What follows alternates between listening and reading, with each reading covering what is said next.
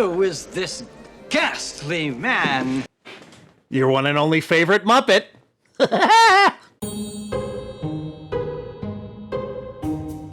What's happening, Boomerites? It's good to see you. Welcome back to the channel. I enjoyed David Mitchell's Soapbox rant about Americans using the English language in an improper way. I probably do it every 5 seconds, but I enjoyed it so much, I wanted to check out another clip from David Mitchell's Soapbox, which there's a channel for it. I'll link it in the description below this video if you want to check it out on your own. This one is... I chose this one because it's relevant to recent events in our family's life since the Prince of Bertha. I can't even talk anymore. The birth of Princess Boomer. This one is called the naming your child. So this is probably going to be a good rant. I thought we did pretty good with naming Princess Boomer. I like the name Adrian, so I thought we did a damn good job. Maybe not. Maybe some people don't like that name, but we liked it. So, and you can name your kids what you want, right? But it'll be interesting to see David Mitchell's take on this whole thing. I wonder if he has kids. I don't know. Because I don't know too much about David Mitchell's personal life. And to be honest with celebrities, I don't want to know too much about their personal life. I think most people's personal lives are their own business, even though I've revealed quite a bit about my own personal life over the past couple years. But anyway, I'm ranting too long. Remember to like, subscribe, do whatever you guys want. And let's see what David Mitchell has to say about naming your child. I'm sure it's good. All right, here we go.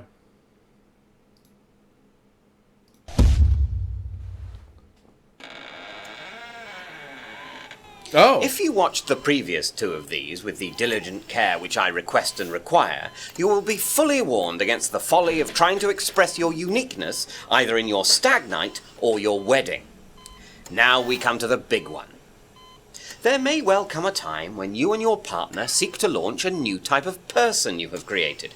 To do this, you'll be required to come up with a name for them.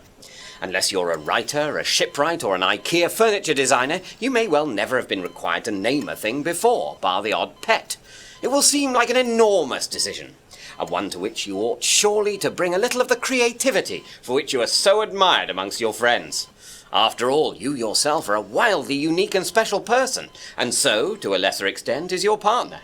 Naturally, you may think, the result of a union between two such unusual or unique individuals requires an unusual or unique name, so that everyone they encounter will immediately understand the levels of one-of-a-kindness they're dealing with here. Time to ditch the solid workaday Toms and Sarahs and search instead the baby books, obscure apocryphal gospels and local takeaway menus for something appropriately bespoke. Do not, under any circumstances, do this. For a start, names aren't fundamentally, and I know I'll get angry letters from branding experts on disgustingly over-designed writing paper for saying this, but still, they're not fundamentally very important. It's amazing what you can get used to in a name. For instance, I've personally never been that crazy about the name of the Channel 4 sitcom Peep Show. I mean, it's fun. It's your show, you Muppet. I say that with love. We all know that Muppet is a term of endearment on the channel. I love David Mitchell. But it's funny that he's making fun of his own show, man. That's great. Important. It's amazing what you can get used to in a name. For instance, I've personally never been that crazy about the name of the Channel 4 sitcom Peep Show. I mean, it's fine, but a peep show sounds a bit sexy. And taken along with the late-night slot on Channel 4, the first-time viewer would not be unreasonable to expect titillation.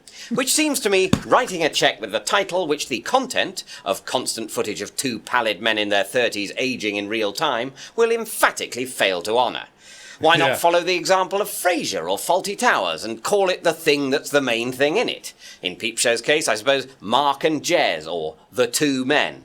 But, as I say, it doesn't really matter, because as soon as you get used to a name, you stop noticing it altogether, whether it be mildly misleading, like Peep Show, or wrenchingly clunky and awful, like Have I Got News for You, or Strictly Come Dancing.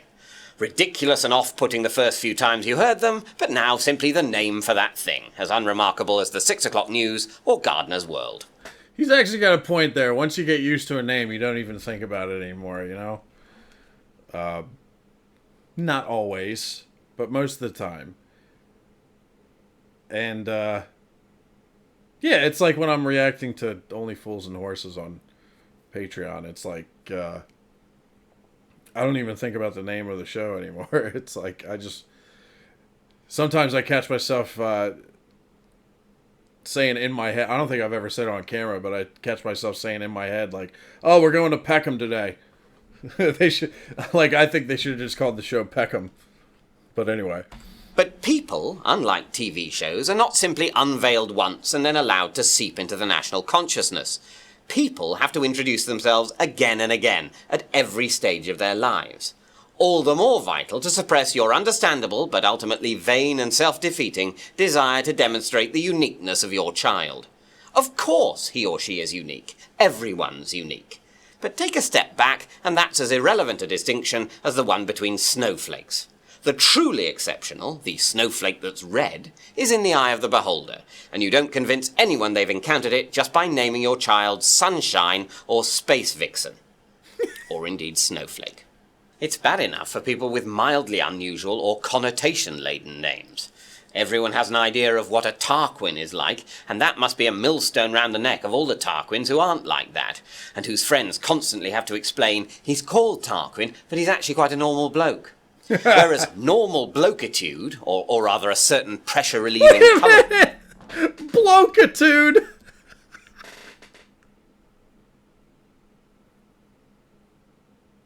That has to be the first time that word has been uttered. Blokitude. And whose friends constantly have to explain he's called Tarquin, but he's actually quite a normal bloke. Whereas normal blokitude, or rather a certain pressure-relieving colourlessness, should surely be what parents are aiming for. To do otherwise seems arrogant, controlling, or just plain cruel. Why give or make up a name which will ensure everyone who first meets them will have strong preconceptions about them when there are so many names to choose from with little or no baggage? Except for all our own private irrational feelings that say Simon's a self-absorbed, Andrew's a short, or Lisa's a trouble. That's because we named our daughter Adrian. You know she's gonna get that Rocky shit, and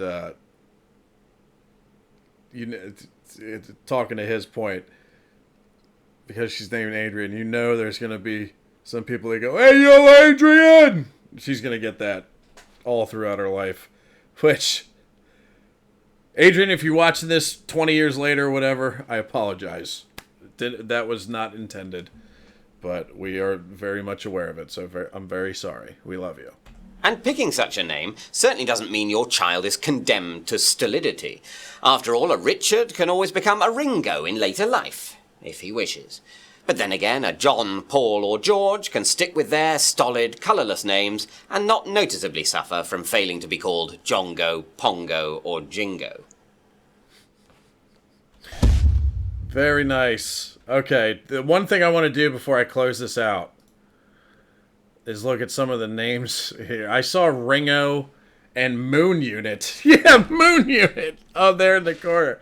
There's Lily, Jeremy. Those are okay. Richard. But Moon Unit. What the fuck is that? David Mitchell's Soapbox, ladies and gentlemen. Go check it out on your own.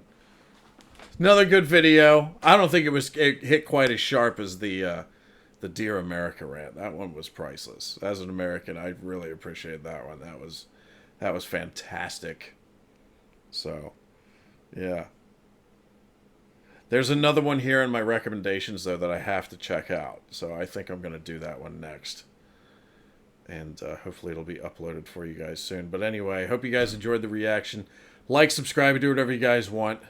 And I'll see you again soon, Boomerites. Peace out.